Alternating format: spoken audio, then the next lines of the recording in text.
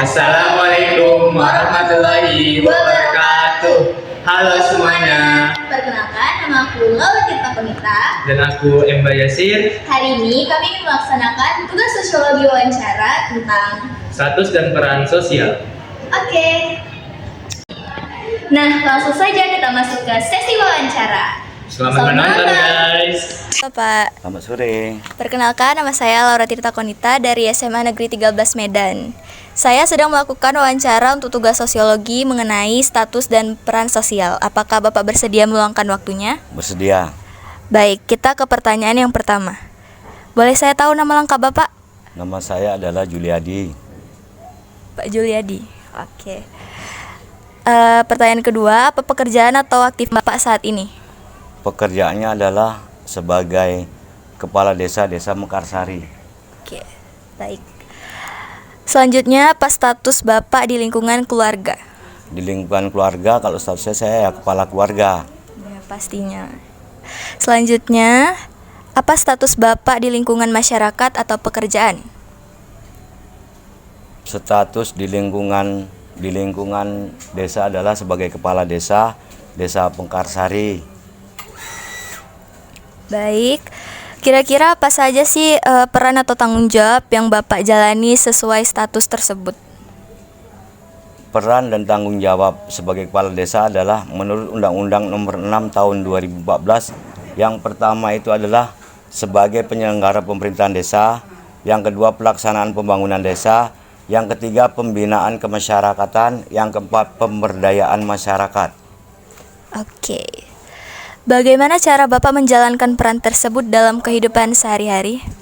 Untuk menjalankan peran-peran tersebut, kita dibantu oleh Bapak Kepala Dusun yang ada di lingkungan kita masing-masing. Kemudian setiap kegiatan kita harus berkoordinasi dengan tokoh agama, tokoh masyarakat, tokoh pemuda, dan sebagai titiknya itu adalah Badan Permusyawaratan Desa atau BPD, yang mana setiap ada kegiatan kita bermusyawarah desa untuk menjadikan jalan terbaik ataupun apa yang kita laksanakan agar nantinya terlaksana dengan baik.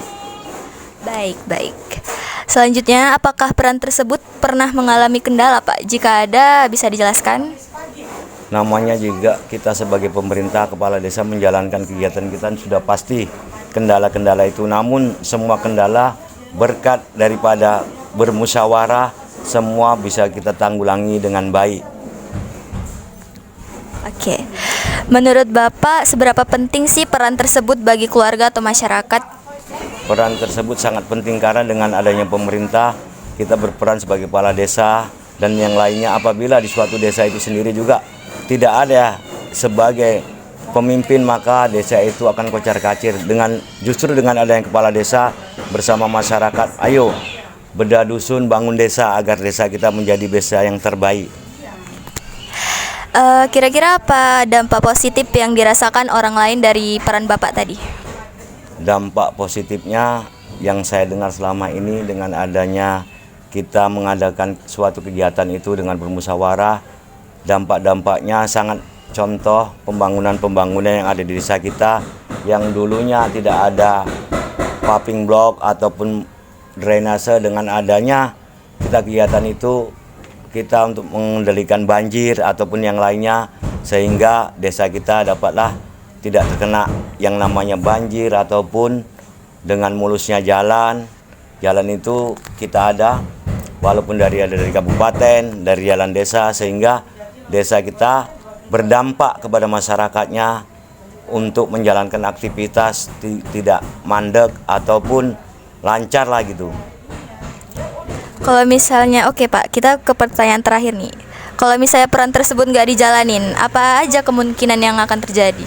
Kalau peran-peran tidak jalani, yang sudah pasti terkait masalah hukum pun di suatu desa kalau tidak ada pemimpin akan kacau balau, orang tidak berpatokan dengan payung hukum yang ada. Tapi dengan adanya itu kita hidup di suatu desa agar tertata dengan baik-baik itu terkait masalah hukum, adat istiadat, sehingga menjadikan desa kita itu terkait masalah hukum dan adat istiadat itu sendiri.